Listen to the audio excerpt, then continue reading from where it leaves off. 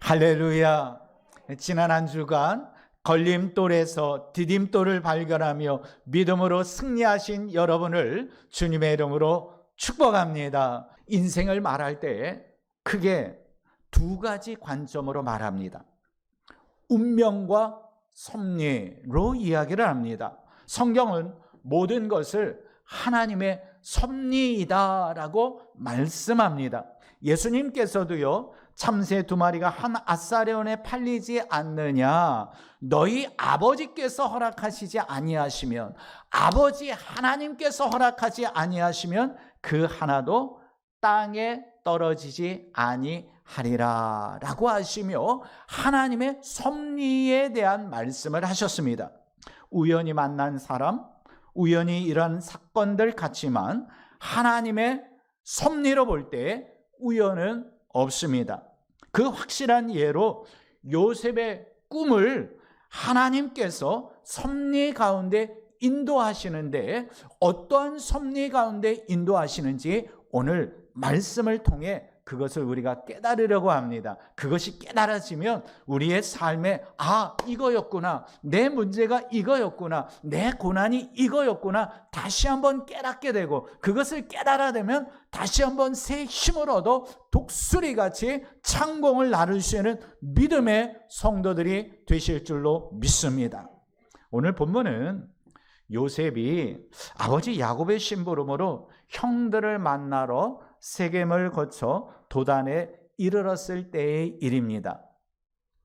본래는 형들이 세겜에 있어야 하는데 그렇지 아니하고 도단으로 옮겼기 때문에 물어 도단까지 찾아갔습니다. 이 상황 속에서 멀리서 형들이 이제 바라보니까 채색 옷을 입은 동생이 저 멀리서 오는 거예요. 자, 그러면 다른 형제들 같은 경우, 야, 아버지가 동생을 보냈구나, 아버지의 소식을 들을 수 있구나 하면서 뭐예요?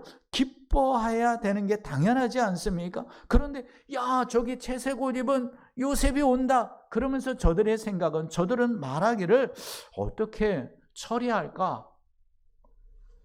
그러면서 어떻게 죽일까? 아니면 구덩이에 파묻을까? 어떻게 할까? 막 저들끼리 상의를 하는 거예요. 결국 요셉은요, 미디안 상인에게 팔려 애굽으로 끌려갑니다. 하지만 요셉이 애굽으로 끌려가는 것은 타당하지 않습니다. 요셉이 뭘 잘못한 겁니까? 아버지가 채색 옷을 만들어 입혀 주셨기 때문에 입은 것뿐입니다. 요셉이 아버지, 나에게 채색 옷을 만들어 주세요 한 것이 아닙니다. 아버지가 만들어 주신 거예요. 또 후계자로 삼을 정도로 인정받는 그러한 삶을 살았습니다.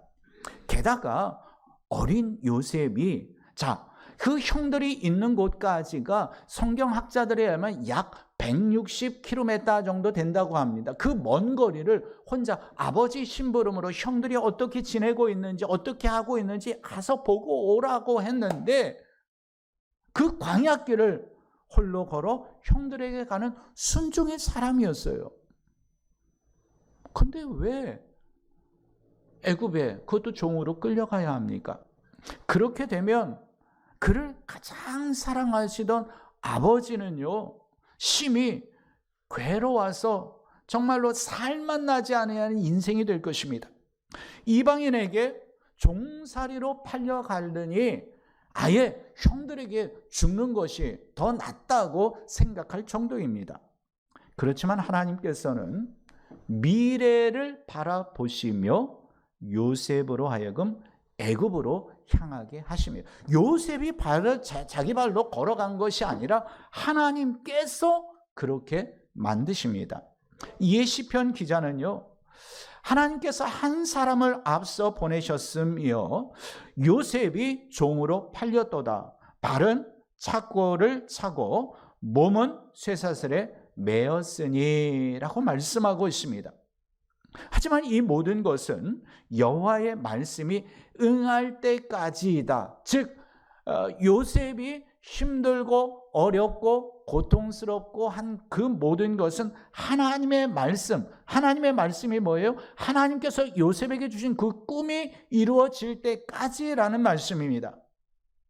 근데 그때까지 하나님께서 요셉을 단련시키심이다라고 말씀합니다. 이것이 요셉을 향한 하나님의 섭리입니다. 하지만 하나님의 섭리라 하여서 다 평탄한 것만은 아닙니다. 하나님께서 계획하셨고 하나님께서 말씀하셨고 하나님께서 꿈을 주셨다. 그렇다면 이제부터 나의 걸음이 만사 형통이다라고 성경은 말씀하고 있지 않습니다. 그의 과정은요 만만치 않습니다. 우리 창세기 37장 28절 말씀 중 일부를 한번 읽어보겠습니다. 자, 시작. 그때에 형들이 요셉을 은 20에 이스마엘 사람에게 팔매 그 상인들이 요셉을 데리고 애굽으로 갔더라. 은 20에 팔매 요셉을 데리고 애굽으로 갔어요. 형들은요 권위의 상징인 요셉의 채색 옷을 벗기며 그 권위를 거부하며 조롱했습니다. 형들은요 요셉을 지극히 증오하며 구덩이에 던졌습니다. 결국 미디안 상인에게 은 20에 팔아 애굽으로 끌려가게 했습니다. 자, 그렇다면 누가 요셉을 애굽으로 끌려가게 한 것입니까? 우리가 1차적으로 생각하면 형들이 요셉을 미워해서 그 요셉을 자기네들이 뭐 손에 피를 묻히지 말자 뭐 이런 얘기를 해가면서 뭐 그러다가 파는 게 낫겠다. 그래 미디안 상인에게 팔자 해서 형들이 팔았어요. 1차적으로 볼 때는 형들이 팔아 넘긴 겁니다. 그럼 형들이 애굽으로 보낸 것입니까? 미디안 상인이 샀어요. 자, 그러면 미디안 상인이 끌고 간 것입니까? 우리가 1차원적으로 생각하면 맞습니다. 형들이 보냈고 미디안 상인들이 사갔어요. 그런데 분명한 이유가 있다라는 거예요. 성경은 그 이유를 말씀하고 있어요. 우리 인생도요 그저 1차원적으로만 생각해서는 안 된다라는, 그 모든 것에 하나님의 섭리가 있고 하나님의 이유가 있는데 그것을 발견해야 합니다. 요셉은 비록 종의 신세였지만 하나님께서 그의 인생에 개입하셔서 하나님께서 요셉으로 하여금 애굽으로 끌려가게 만드셨습니다. 할렐루야. 우리가 성경을 묵상하면서 이게 믿어져야 해요. 하나님께서 요셉을 앞서 애굽으로 보내신 것입니다. 이를 구체적으로 알지 못했던 요셉의 심정 어떻겠습니까? 하나님께서 내게 꿈을 주셨는데, 꿈을 보여주셨는데 그 꿈으로 가득한데 지금 현실은 그렇지 않습니다. 하늘과 땅만큼 꿈과 현실은 다릅니다. 자, 요셉의 심정 죽고 싶지 않았겠습니까? 그래도 하나님의 은혜로 하나님께서 요셉과 함께 하심이 애굽의 삶 속에서 나타났어요. 그러다 보니까 보디발이라는 장군이 하나님이라는 분이 요셉과 함께하네? 그렇다면 가정의 총무로 한번 써볼까? 해서 총무로 썼어요. 자, 거기까지는 우리가 또다시 하나님의 은혜가 요셉에게 이제 조금 임하는구나 라고 생각할 수 있어요. 하지만 이 역시 순탄하지 않았습니다. 가정의 총무의 역할을 감당하면서 그가 이제 풍성한 평안한 삶을 누리더라 라고 성경은 끝나지 않고 있어요. 이젠 보디발 장군의 아내의 모함으로 인하여서 억울하게 감옥에 갇힙니다. 도대체 요셉이 뭘 잘못한 겁니까? 요셉은 보디발의 아내의 유혹을 거절했을 뿐입니다. 내 주인이 집안의 모든 소유를 다 내 손에 위탁했습니다. 이 집에는 나보다 큰 이가 없습니다 라고 말하면서 다만 금한 것은 당신뿐입니다. 그런즉 내가 어찌 이 큰 악을 행하여 하나님께 죄를 짓겠습니까? 이렇게 말한 것뿐이에요. 요셉은요 그의 언어를 통하여 이러하니 내가 어찌 보디발에게 죄를 범하겠습니까? 라고 안 하고 있어요. 그의 표현은요 내가 어찌 하나님께 죄를 범하리이까?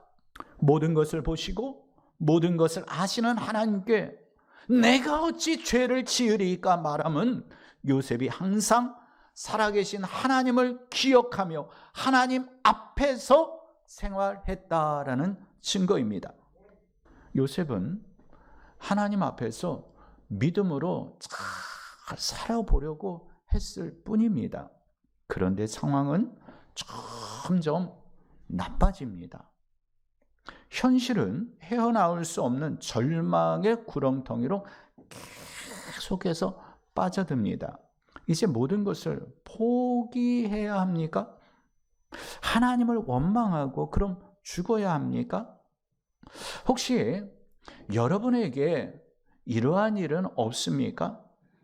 나는 그저 성실히 일을 했을 뿐인데 비난만 듣게 된 경우, 아무 대가 없이 도와주었는데 왜 도와주었냐고 시비 거는 경우, 거룩한 공동체를 세우기 위해 결단했을 뿐인데 오히려 죄 지은 사람이 큰 소리치며 자신은 잘못이 없다라고 하며 적반하장으로 나오는 경우, 평생을 바쳐 자녀를 사랑했는데 자녀에게 원망만 듣는 경우, 자녀에게 90, 99 내가 할 수 있는 모든 것을 통해 헌신했는데 해주지 못한 그 하나 가지고 원망을 듣는 경우, 기분 좋으시라고 칭찬했을 뿐인데 그 말을 트집 잡는 경우, 안전하게 차를 세웠을 뿐인데 비접촉 사고를 유발했다고 시비 거는 경우, 여러분들 아시죠? 물론 그 후에 혐의 없음으로 판단 나기는 하였습니다. 그런데 제게는 그 걸림돌이 오히려 디딤돌이 되었어요.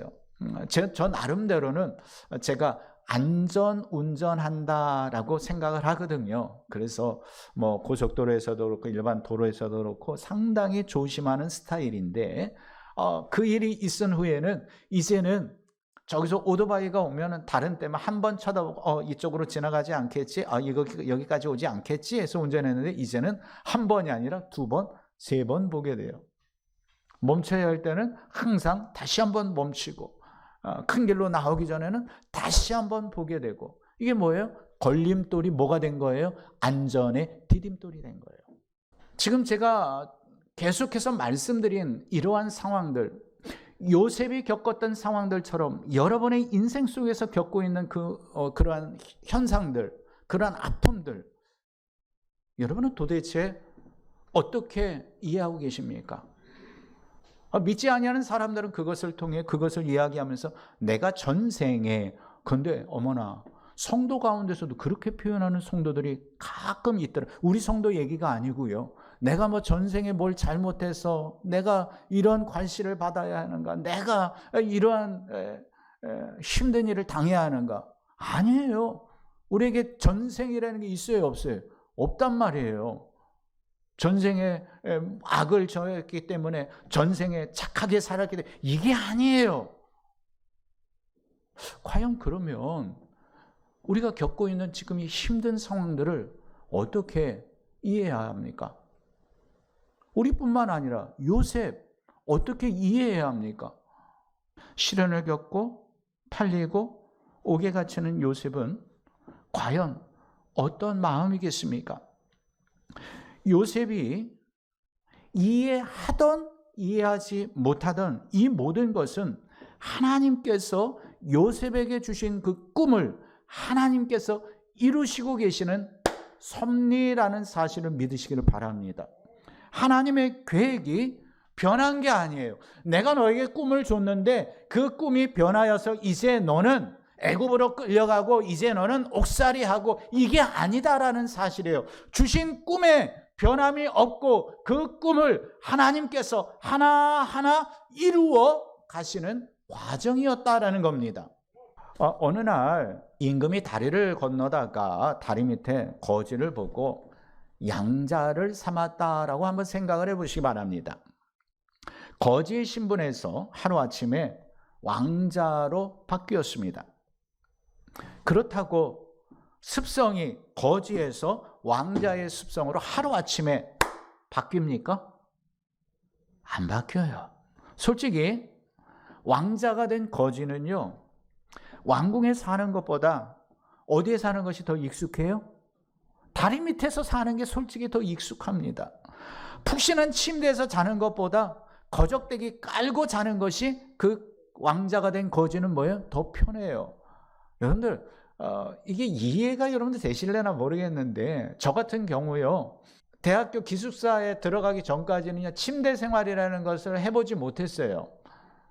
그냥 온돌방에서만 이렇게 생활했었는데, 대학교 들어가고 이제 기숙사 생활을 하다 보니까는 침대에서 자라고 이제 침대를 정해줘요. 근데 첫날 침대에서 자보니까는요, 너무 불편한 거예요. 그래서 당장에 그날 그 베니어판 있잖아요. 그 침대 매트리스 위에다가 베니어판 깔고 딱딱한 데서 자니까 그제서야 뭐가 잠이 오더라고요. 솔직히 뭐가 더 편해야 돼요? 침대가 더 편해야 되는 거 아닙니까? 이렇게 습성이 바뀐다라는 거, 습관이 바뀐다라는 거 쉽지 않습니다. 왕자가 된 거지는 물론 왕궁에서 먹을 거 실컷 먹는 것 좋습니다. 하지만 왕궁에서 먹을 것 손으로 집어 먹을 수 있습니까? 식탁에서 예의를 갖추고 음식을 먹어야 합니다. 그러나 그 왕자가 된 거지는요, 그것을 먹는 것보다 깡통에 그냥 밥 비벼서 손으로 집어 먹는 것이 뭐예요? 더 좋을 수 있습니다. 왕자의 예복을 입는 것보다 그저 누더기 옷 입고 아침에 일어나서 씻지도 않고 머리 이렇게 부시시 해가지고 생활하는 게 오히려 더 편할 수 있어요. 하지만 왕자가 된 이상 거지의 습성을 가지고 살아야 됩니까? 말아야 됩니까? 말아야 돼요. 이젠 왕자답게 품위를 갖추어 살아야 합니다. 그것이 좀 거추장스러울 수 있어요. 누더기 옷을 벗어버리고 왕자로서의 옷을 입는 것이 좀 거추장스러울 수 있지만 왕자의 옷을 입어야 해요. 곤욕스러워도 그렇게 습성을 바꿔야 합니다. 고단해도 힘들어도. 자, 다리 밑에서 살 때는 어때요? 해가 중천에 뜰 때까지 잔다고 누가 뭐라고 할 사람 있어요? 없어요? 없어요. 그런데 꼭두 새벽부터 깨워가지고 왕자님 일어나셔야 하고요, 씻으셔야 하고요, 이제 식사하셔야 합니다, 예의를 갖춰야 합니다, 음식을 먹을, 와, 세상 말로 하면 미치고 환장할 일 아닙니까? 이처럼 하나님께서 요셉에게 꿈을 주셨지만 그 꿈을 이루어가는 과정은요, 고난입니다. 예수 믿고 하나님의 자녀가 되어서 이제 내가 하나님 나라에 갈 수 있어, 천국에 갈 수 있어. 자, 여기까지는 좋을 수 있어요. 내가 왕자가 되어서 이제 먹을 거 실컷 먹을 수 있고 쓸 거 실컷 쓸 수 있어. 여기까지는 좋을 수 있어요. 그런데 왕자로서의 습성으로 바뀌어가는 과정 평탄합니까? 처음 예수 믿고 자, 기쁨으로 돈으로도 못 가요, 믿음으로 가는 날 할렐루야 했는데 기쁨이 충만했지만 설교를 듣다 보니 기도 생활 하셔야 합니다, 성경 읽으셔야 합니다, 예배 열심히 참석하셔야 됩니다. 계속해서 뭐예요? 짐으로 여겨질 때가 있다라는 거예요. 그렇다고 이게 짐이에요. 기도 생활 내가 하기 싫어요, 예배 생활 하기 싫어요, 말씀 읽기 싫어요 해서 이 모든 것을 벗어나는 방법은 예수 안 믿으면 돼요. 세상을 향하여 나아가면 돼요. 예수 믿기 전으로 나아가 자유롭게 사는 것이 복된 삶입니까? 그래서 제가 영상 예배에 대해서 꽤 계속해서 말씀을 드린데, 영상 예배를 드리다 보니까 육신이 너무너무 편해지는 거예요. 내가 예배를 드렸는지 안 드렸는지 모르니까 가끔 예배를 빼먹어도 아무런 이제 마음에 죄책감도 없어요. 그러나 제가 다 알아요. 예배를 참석했는지 안 했는지 100%는 아니지만 이분이 지금 예배를 링크했는지 안 했는지가 곧 뜨거든요. 영상 예배를 드리다 보니 저는 두 부류의 성도를 발견하게 됩니다. 한 부류는 영상 예배가 쥐약이 되어버렸어요. 영상 예배에 익숙해지다 보니까 현장 예배에 대한 감각을 잃어버렸어요. 현장 예배를 통하여 하나님을 만남에 대한 그 간절함을 잃어버렸어요. 또 한편은요, 예배의 자리에 나오지 못하던 성도예요. 주일 예배 한 번으로만 만족하던 성도가 영상 예배가 시작됨으로 인하여서 예배에 참석하고 은혜 받고 아멘, 아멘, 아멘. 또 어때요? 선포된 메시지에 대해서 간략하게 정리하면서 내가 그렇게 살기를 소망합니다. 이런 기도의 제목을 또 담아서 보내기도 하고요. 누구는 영상 예배가 쥐약이고 누구는 영상 예배가 믿음이 성장할 수 있는 기회입니다. 똑같은 상황입니다. 여러분은 과연 어떤 경우이십니까? 하나님의 은혜로 출애굽한 이스라엘 백성들이 광야 생활을 거치며 하나님께서 먹을 것을 주셨어요. 마실 것을 주셨어요. 그럼에도 불구하고 이 은혜를 알지 못하고 그들에게 불편한 것 그 몇 가지를 가지고 우리가 이제 보따리 싸서 다시 애굽으로 가자라고 합니다. 이건 분명 잘못된 겁니다. 힘들어도 어려워도 애굽으로부터 하나님께서 이끌어내셨고 홍해까지 건너게 하셨고 문제를 해결해 주셨으면 이제 가나안을 향하여 가는 거예요. 가나안을 향하여 가다가 문제가 있을 수 있어요. 어려움이 있을 수 있어요. 하지만 하나님께서 베푸신 은혜, 도우신 은혜, 축복하신 은혜가 더 크기 때문에 그곳을 향하여 믿음으로 달려가야 하는 거예요. 비록 힘들어도. 요셉이 꾼 꿈, 해와 달과 11별이 자신을 향하여 절하였던 그 꿈, 정말로 놀라운 꿈 맞습니다. 하지만 하나님의 섭리의 관점에서 볼 때에 요셉이 그 꿈을 누리기 위해서는 연단이 필요하다라는 사실을 아셨습니다. 요셉이 집에서 아버지의 사랑 풍성하게 받으면서 그저 채색 옷만 입고서 철부지처럼 자랐다 하면 그 꿈이 이루어질 수 있었겠습니까? 그래서 사랑의 아버지 하나님께서 그 육신의 아버지를 떠나 하나님만 의지하는 법을 배우게 하기 위해서 애굽으로 보낸 것입니다. 하나님의 말씀이 그의 삶을 다스릴 수 있도록 그가 하나님의 말씀에 다스림을 받도록 훈련시키시려는 하나님의 섭리가 여기에 담겨 있습니다. 이에 시편 105편 19절에서 이렇게 말씀하고 있습니다. 우리 함께 읽습니다. 자, 시작. 곧 여호와의 말씀이 응할 때까지라 그의 말씀이 그를 단련하였도다. 할렐루야. 그의 말씀이 그를 단련하였다라고 말씀하고 있어요. 하나님의 말씀이 그를 단련시키셨어요. 요셉은 시련의 과정을 겪을 때는 자신이 왜 이 절망적인 상황까지 이르러야 하는지 이해할 수 없었습니다. 납득할 수 없었습니다. 그러나 나중에 총리가 되어 보니 아하, 하나님께서 내가 내 발로 애굽까지 내려오지 않을 것 같으니까 하나님께서 형들로 하여금 자신을 미디안 상인에게 파는 것을 허락하시고 또 그 과정 속에서 하나님께서 훈련시키시고 결국에는 그가 옥중에 들어가지 않았다면 어떻게 애굽의 총리가 될 수 있었겠습니까? 그 과정, 만남을 이루게 하기 위해서 하나님께서 옥중으로 보내셨고 술 따르는 자와 떡 굽는 자를 만나게 하셨고 또한 그 속에서 또 그럼에도 불구하고 즉각 복귀시켜 주신 것도 아니고 하나님께서 훈련에 거듭하다가 이제는 애굽의 총리로 삼으셨고 그때야 돼서야 돌아보니까 하나님께서 이렇게 다 인도하신 거네. 이게 하나님의 섭리예요. 하나님께서는 생사화복을 주장하시며 자신의 계획을 이루어 가시는 역사의 주관자 되시는 하나님이십니다. 구원은 하나님의 섭리입니다. 구원의 삶을 누리려면 애굽으로 내려가고 고난으로 내려가야 하는 훈련이 필요합니다. 미디안 상인에 의해 애굽으로 내려가는 것은 요셉에게 주신 꿈과 하나님의 꿈이 이루어지는 과정이었습니다. 결국 이 사건은 하나님께서 아브라함에게 하셨던 말씀을 이루시는 과정인데요. 우리 창세기 15장 13절 말씀 중 우리 함께 읽어봅니다. 시작. 너는 반드시 알라. 내 자손이 이방에서 객이 되어 그들을 섬기겠고 그들은 400년 동안 내 자손을 괴롭히리니.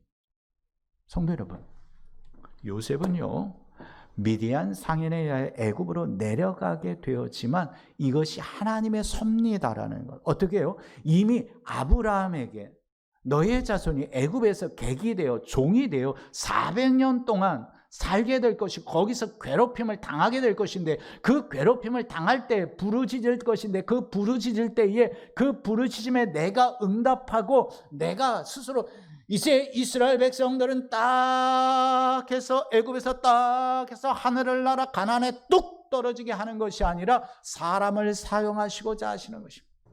이 과정 속에서 하나님께서 약 400년 동안 애굽에서 괴로워하던 이스라엘 백성들을 구원하기 위한 하나님의 섭리였다라는 사실을 믿으시기를 바랍니다.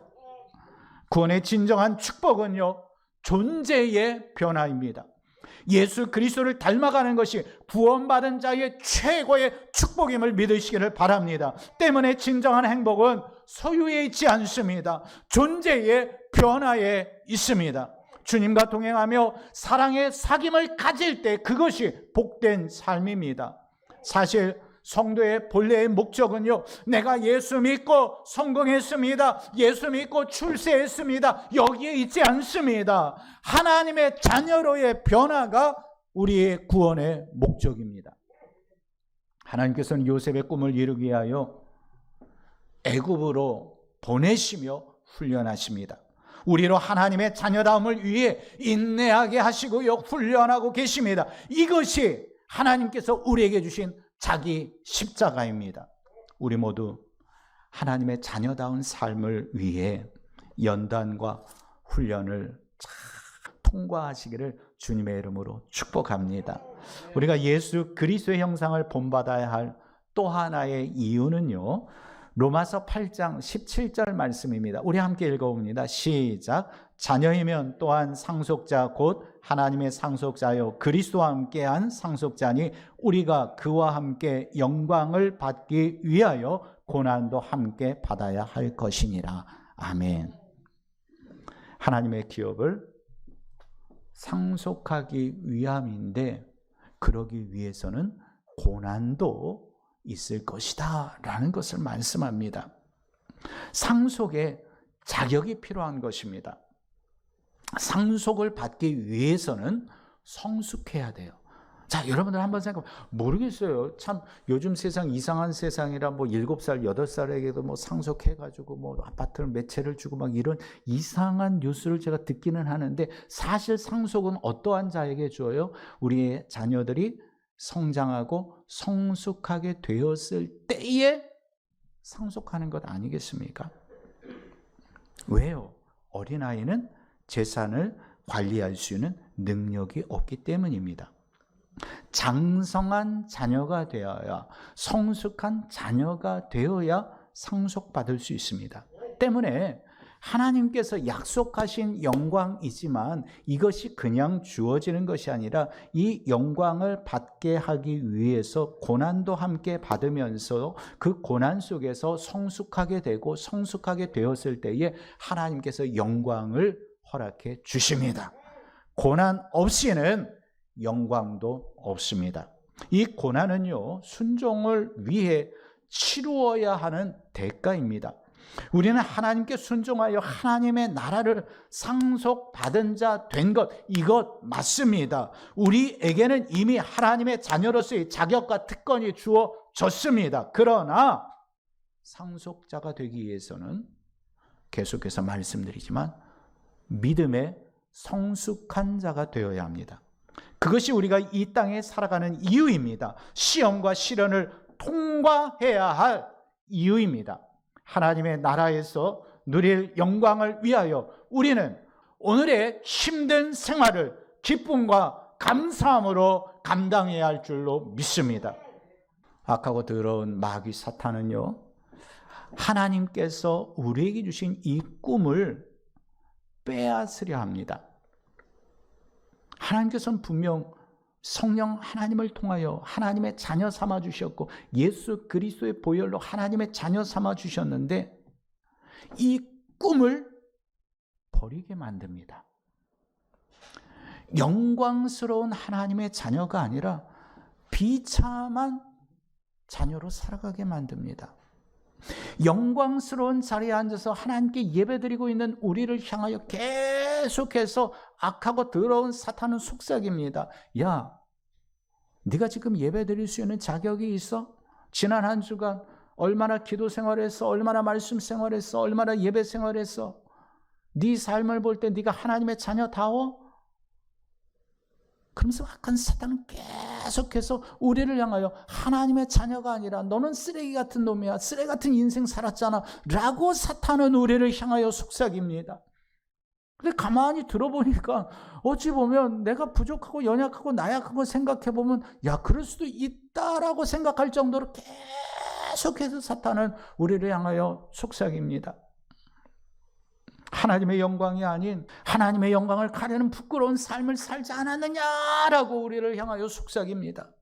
그럼에도 여러분은 악하고 더러운 사탄의 유혹을 이겨낼 수 있습니다. 왜냐하면 여러분은 하나님께서 나를 얼마나 사랑하고 계신지를 아시기 때문입니다. 믿으십니까? 하나님은 여러분을 사랑하십니다. 믿으십니까? 그렇다면 사탄의 어떠한 속삼이 있다 할지라도 나는 하나님의 자녀이다라는 것을 고백할 수 있어요. 하나님께서 의로운 오른팔로 나를 붙잡고 계시다라는 것을 확신할 수 있습니다. 그러면 사탄의 속삭임에 내가 나사렛 예수의 이름으로 명하노니 물러날지어다. 나는 하나님의 자녀야. 나는 하나님의 백성 되었어. 하나님 천국을 나에게 허락하셨어 라는 이런 믿음으로 나아갈 수 있기 때문입니다. 비록 우리가 연약하고 부족하다라는 것을 부인하자라는 것은 아닙니다. 하나님 앞에서 연약한 것 인정하고 부족한 것 인정하지만 우리를 사랑하시는 하나님께서 자비하시고 또한 하나님께서 아심에도 불구하고 나를 아심에도 불구하고 자녀 삼아주셨고 아심에도 불구하고 품어주시고 아심에도 불구하고 이끄시는 그 은혜가 너무나도 놀랍기 때문에 우리는 승리할 수 있습니다. 여러분, 이 한 주간 하나님께서 저와 여러분을 하나님의 자녀 다음으로 만들어 가시는 줄로 믿습니다. 요셉이 애굽에 내려가야 했듯이 혹시 우리가 치료해야 할 우리의 애굽이 있을 수 있습니다. 생각지 못한 십자가와 고난도 있을 수 있습니다. 하지만 우리는 이미 고난 속 하나님의 섭리를 압니다. 믿음의 눈으로 보면 모든 것이 하나님의 섭리입니다. 하나님의 숨겨진 비밀입니다. 때문에 여러분은 이 한 주간 승리할 수 있습니다. 아니, 승리할 것입니다. 이렇게 예배의 자리에서 앉아 하나님을 만나고 말씀을 듣는다라는 이 사실이 이미 승리하고 있는 것입니다. 제가 오늘 설교를 준비하면서 아주 어렸을 때 불렀던 그 찬양이 기억났습니다. 승리는 내 것일세, 승리는 내 것일세. 우리 기쁨으로 찬양합니다. 승리는 내 것일세, 승리는 내 것일세. 구세주의 보혈로서 승리는 내 것일세, 내 것일세.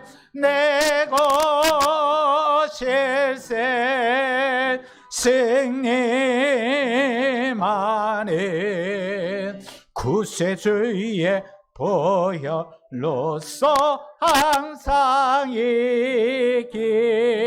이기네. 할렐루야. 승리는 저와 여러분의 것인 줄로 믿습니다. 그런데 우리가 잘나서요, 우리가 능력이 있어서요, 우리가 뭐를 잘해서요, 아닙니다. 구세주의 보혈로서 이 사순절 기간에 우리가 기억해야 할 것은 구세주의 보혈로서 승리는 내 것이 되었습니다. 우리가 이 한 주간 살아갈 때 승리로 이끄실 것입니다. 비록 눈으로 볼 때 고난이 있다 할지라도, 비록 눈으로 볼 때 힘든 상황이 펼쳐진다 할지라도, 하나님께서 나를 사랑하시고 나에게 꿈을 주셨고 그 비전을 향하여 나아갈 수 있도록 성숙하게 하기 위해서 내게 주신 것이기에 우리는 승리할 수 있습니다. 요셉에 베푸셨던 하나님의 은혜를 기억하며 믿음으로 승리하는 한 주가 되시기를 주님의 이름으로 축복합니다. 축복합니다. 이 시간 우리 함께 기도하는 시간을 갖도록 하겠습니다. 함께 잠시 기도할 때 하나님 그렇습니다. 그저 내 인생이 왜 이러느냐라고만 생각했던 그러한 부분들을 이제 알겠습니다. 이제 하나님의 섭리를 깨닫습니다. 하나님 그렇습니다. 하나님께서 나를 훈련시키고 단련시키는 과정인 줄로 믿습니다. 하나님 도와주시옵소서. 승리는 내 것입니다. 굳세주의 보혈로서 승리는 내 것입니다. 우리 주여 한번 해주시고 기도합니다.